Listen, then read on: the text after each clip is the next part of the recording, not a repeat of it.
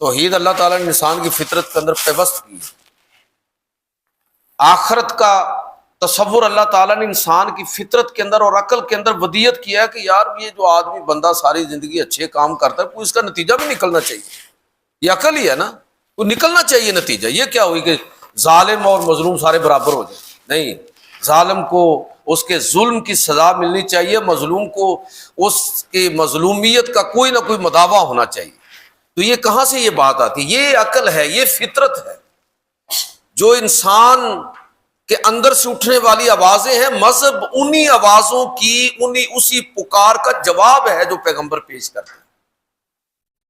تو میرے بھائیوں، یہ وہ چیز ہے جو اللہ تعالیٰ نے انسان کو ودیت کر کے بھیجا اور عقل سلیم عطا فرمائی اور پیغمبروں پر وحی نازل کر کے انسان کو مزید گمراہی سے بچانے کا اہتمام فرمایا۔